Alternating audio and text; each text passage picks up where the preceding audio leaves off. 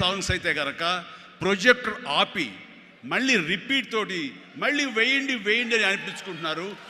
ఇది మాకు కావాలి, ఇది మాకు డబ్బులు తెచ్చిపెట్టేది, కాబట్టి ఈ అబ్బాయి అయితే కనుక ఇంత ఇస్తాము అని తేల్చుకోడంటే అప్పుడు వీళ్ళందరూ తప్పనిసరి, అంటే ప్రజలు కోరుకుంటున్నారు కాబట్టి, డిస్ట్రిబ్యూటర్స్ ఇన్సిస్ట్ చేస్తున్నారు కాబట్టి నాకు ప్రొడ్యూసర్ అప్పుడు నా వైపు చూశారు. అది పోయి ఏమైందంటే రామారావు గారి తర్వాత రామారావు గారి ప్రొడ్యూసర్లు ఎవరున్నారో అంతమంది ప్రొడ్యూసర్, దేవిప్రసాద్ గారు, చలసాని గోపి గారు, త్రివిక్రమ్ గారు అండ్ వాట్ నాట్, ఏడు నాగేశ్వరరావు గారు, ఇలాంటి నిష్ణాతులైన ప్రొడ్యూసర్లు అందరూ ప్రతిరోజు నా షూటింగ్లు ఎక్కడ జరుగుతున్నా, ఎవరితో జరుగుతున్నా, ఏ ప్రొడక్షన్ జరుగుతున్నా సరే వచ్చి నా దగ్గర కూర్చుని వాళ్ళందరూ కలిపి ఈవినింగ్ స్నాక్స్ తింటూ ఉండేవారు. అప్పుడు అనేది ఇది కదా నా బలం, ఇది కదా నేను సాధించుకున్నాను అని. రామారావు గారి ప్రొడ్యూసర్లు తిరిగి నాతో సినిమాలు తీస్తుంటే అది ఎనలేని బలం. నెంబర్ 1 హీరో అవ్వాలని అనుకున్న నాకు ఆ క్షణం అనిపించింది, అయ్యానని ఒకసారి కాలర్ ఎగరేస్తే ఏమవుతుందో కూడా నాకు తెలుసు. అందుకనే అణిగిమణిగే ఉండాలి, ఎప్పుడు సబ్జ్యూడ్గానే ఉండాలి. నెంబర్ 1 అనేది నా మైండ్లో ఎప్పుడు పెట్టుకునేవాడిని కాను. స్వేర్ కష్టపడి పనిచేస్తే ఆటోమేటిక్గా ఆ నెంబర్ అట్లాగే ఉంటుంది తప్ప ఎక్కడికి పోదు. అదే నమ్మకంతో తప్ప నేను నెంబర్ 1 చెప్పుకుంటే అది నాతో నిలబడుతుందన్న నమ్మకం లేదు. మనం కష్టపడి అదే విధంగా ముందుకు సాగుతూ ఉంటే కనుక ఆటోమేటిక్గా వస్తుంది. ఆ నెంబర్ 1 స్థానం అలాగే నిలబడి ఉంటుంది. అది గట్టిగా నమ్మిన వాడిని. ఇది ఎవరు చెప్పింది కాదు, నా అంతరాత్మ నాకు చెప్పింది కాబట్టి దాంతో ఫాలో అవుతూ వచ్చేవాడిని. అందుకని ఈ రోజున నేను సరదాగా ఎంటర్ప్రినర్షిప్ వెళ్ళది నేను నా సోత్కర్షం చెప్పకూడదు అనుకుంటున్నప్పుడు నేను ఏం పాయింట్ చెప్పాలని ఊరికి గూగుల్ చేసేవేళ చేస్తే the key principles to become an entrepreneur, identify your passion. NCC తర్వాత నిర్దిష్టంగా నా ప్యాషన్ ఏంటో నాకు తెలిసి వచ్చింది, acting. And take calculated risk. నాన్నన్నారు, ఈ సినిమా ఇండస్ట్రీలో ఎవరికి తెలియదు, నువ్వు వెళుతున్నావు, అది రిస్క్ కదరా, మరి అక్కడ ఎవరు రాణించకపోతే ఏం చేస్తారు?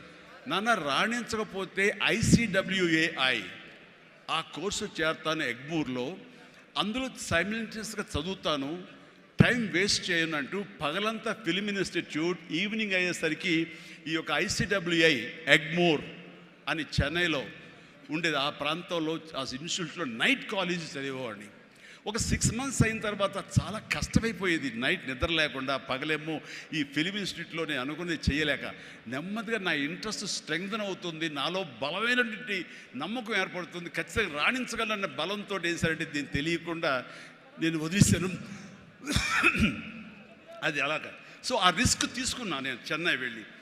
Set clear achievable goals.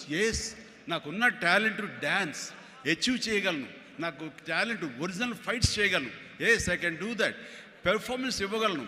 ఆ ఇవ్వడంలో పాటు ఒకే మాస్ అంటే ఎప్పటికైనా బోరు కొడుతుంది. అలా కాదు, అంటే డిఫరెంట్ డైరెక్టర్స్ని నమ్ముకున్నాను, నేను డిఫరెంట్ కథలను నమ్ముకున్నాను.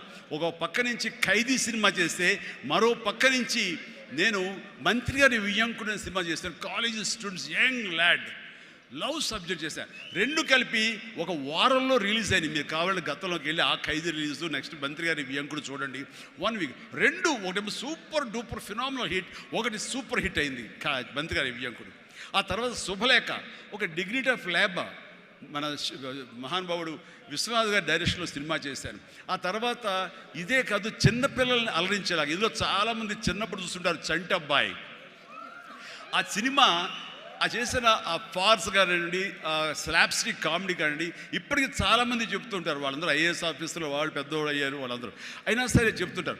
అదొకటి. ఇట్లాగా వైవిధ్యమైనటువంటి క్యారెక్టర్స్, స్వయం కృషి కానివ్వండి, యాక్షన్ సినిమాలు కానివ్వండి, రాఘవేంద్రరావు గారి గ్లామర్ క్యారెక్టర్స్ కానివ్వండి, కోదండరావు రెడ్డితో చేసిన కామెడీ కమర్షియల్ సినిమాలు కానివ్వండి, గోపాల్తో చేసినటువంటి ఫ్యాక్షన్ సినిమాలు కానివ్వండి, అట్లాగా 1-2 అలాగా మన ఇది మా బావగారు బావన అలాంటి సబ్జెక్టులు కానీ, ఒకటే ఇలా ఇంద్ర ఇలాంటి సబ్జెక్టులు అందరూ చూస్తుంటే కనుక నాకు అనిపించింది, అన్ని రకాలుగా నాకు ఉన్నటువంటి టాలెంట్స్ని అన్ని పక్కలకి వ్యాపింప చేశాను. అంటే అంతమంది ప్రేక్షకుల్ని ఈ రోజున మహిళా ప్రేక్షకులు వచ్చి ఆప్తుల్లాగా వచ్చిన నన్ను ప్రేమించిన లేడీసే కాదు, యంగ్స్టర్సే కాదు, పసిపిల్లలే కాదు, పెద్దవాళ్ళే కాదు, ధనికులే కాదు, ప్రతి ఒక్కళ్ళు క్లాస్ మాస్ వాళ్ళు వీళ్ళు అందరూ ఇంతమంది ప్రేమించారు కాబట్టి ఈ రోజున ఇంతమంది నేను ఆస్తిగా చేసుకున్నాను, ఇంతమంది ప్రేమ పొందే అదృష్టం ఆ భగవంతుడు కల్పించగలిగాడు.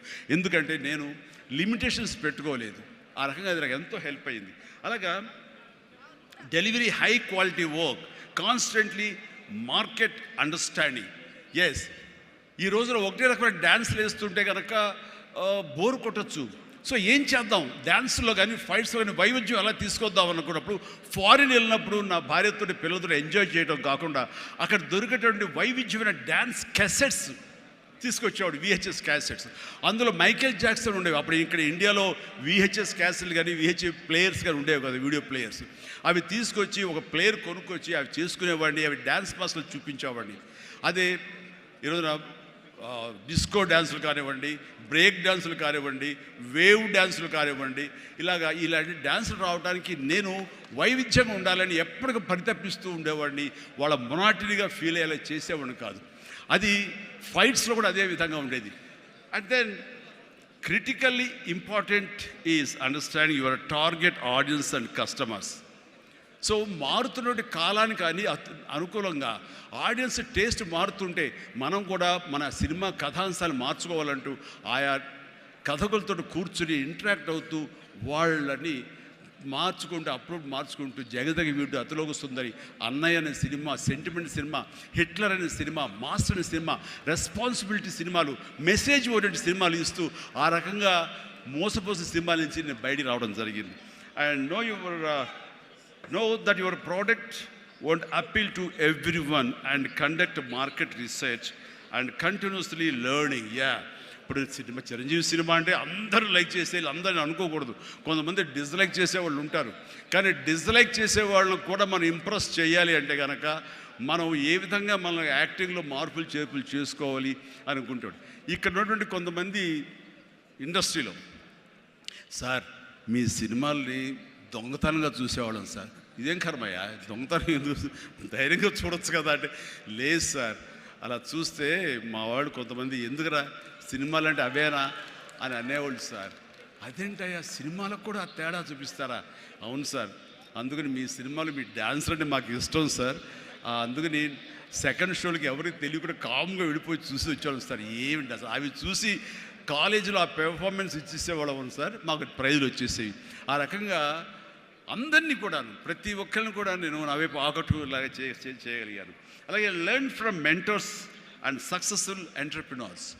ఎవరైతే మీకంటే ముందే సాధించారో వాళ్ళని మీరు ఆధారంగా చేసుకుని వాళ్ళు ఏ విధంగా అంత స్థాయికి వెళ్ళారు, టాటా వాళ్ళు కానీ ఇంకోళ్ళు కానీ వెళ్ళారు. అంటే నా విషయంలో రామారావు గారు, నాగేశ్వరరావు గారు ఆ స్థాయికి వెళ్ళారంటే క్రమశిక్షణ, టాలెంట్ అనేది ప్రూవ్డ్. కానీ ఇక్కడ క్రమశిక్షణ అనేది చాలా ఇంపార్టెంట్. అందరితో సత్సంబంధాలు పెట్టుకోవడం ఇంపార్టెంట్. నిన్ను క్రిటిసైజ్ చేసే వాళ్ళు ఉంటారు, ఆవేశపడకు, వాళ్ళ తప్పు వాళ్ళు తెలుసుకుంటారు, నువ్వు సంయమనం పాటించాలి. అండ్ అట్లాగా నేను నా సీనియర్స్ నుంచి నేర్చుకుంటూ వచ్చాను. Learn more mentor and successful entrepreneurs of course. అలాగే నెట్వర్క్ అనేది చాలా ఇదిగా ఉండాలి మీకు, అంటే డిస్ట్రిబ్యూషన్ సైడ్ కానీ ఇంకోటి కానీ మీ ప్రోడక్ట్ మార్కెటింగ్ చేసుకోవట్లేదు. అలాగా నా విషయంలో నాకు అండగా నిలబడింది, నన్ను ప్రజల్లోకి నిరంతరం తీసుకెళ్ళేది ఎవరంటే నా అభిమానులు. మీ ఎంటర్ప్రినర్స్కి ఎలాగైతే కనుక నెట్వర్క్ ఉంటుందో, అబ్జర్వ్ చేసుకుంటారో, డిస్ట్రిబ్యూషన్ ఉంటుందో, మార్కెటింగ్ స్ట్రాటజీస్ ఉంటాయో, అలాగా నా అభిమానులు ఎప్పటికప్పుడు నాకు అండదండలు అందిస్తూ కొండంత అండగా నిలబడ్డారు. వాళ్ళు నా కోసం ప్రాణం ఇచ్చే లెవెల్కి వాళ్ళు ఉన్నారు. నేను అన్నాను, మీరు నాకు ప్రాణం ఇవ్వక్కర్లేదు, మీ యొక్క సహాయ సహకారాలతో రక్తం ఇచ్చి ప్రాణాలు నిలబెట్టండి అన్నాను.